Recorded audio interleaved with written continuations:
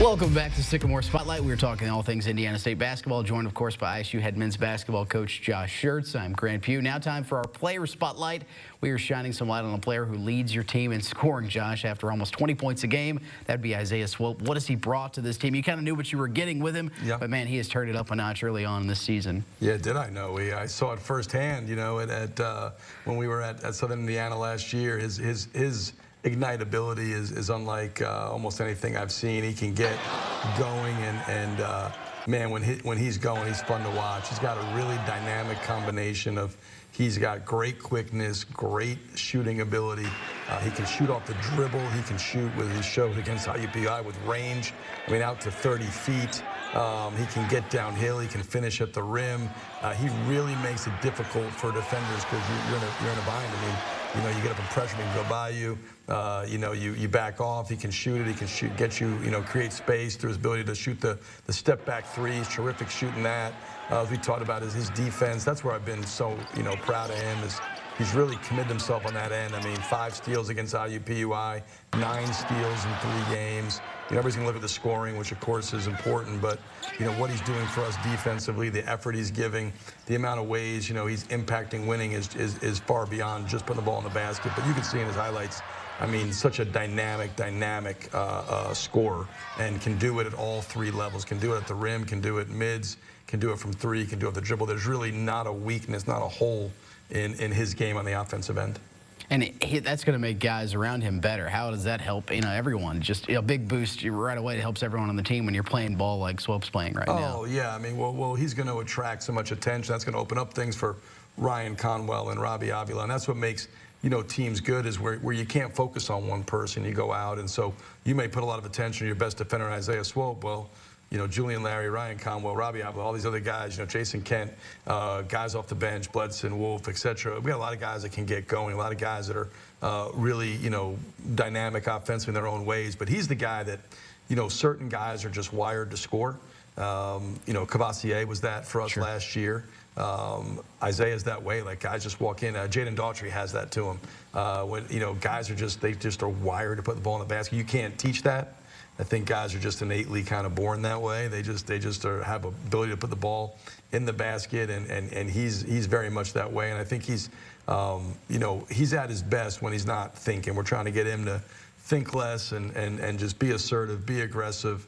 You know, play really aggressive to make the right play. You know, that's what we want him doing, playing, you know, uber aggressive every time he touches it to make the right play, and he does that. He's going to make life easier for his teammates, and he's certainly a guy, like I said, is capable of filling it up. And in all 3 games, he's had some spurts that have just been, you know, amazing in terms of, we talked about the St. Mary's of Woods, the 20 in the first half.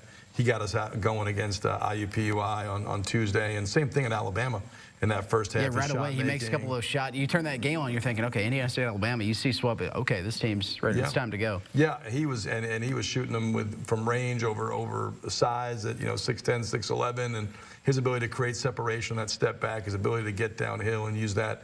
You know, he's got areas to grow in, like all players do, but, you know, again, that ignitability, that ability to go and flurry somebody, to put in, you know, 2 or 3 threes in a row. You don't have very many people that are capable of doing that, and he's a rare breed in terms of that spurt ability. That was my next question. How do you want to see him, you know, okay, turn it on a little more now as you guys get set, of course, for conference play in a couple of weeks, but a couple of big games coming up in Vegas as well? Well, I want to see him, you know, obviously the biggest thing is now to extend those spurts, right? I mean, he's really been productive early in games when you look at all 3 games, but the majority of his scoring has happened in the first half. And so second half, he kind of seems to throttle it back some, is not quite as aggressive. 2 of the games we had big leads, so I'm not sure if that was it, but getting him to play with the same level of aggression for 40 minutes, the same level of assertiveness for 40 minutes. His defense hasn't tailed off. He competes in that end.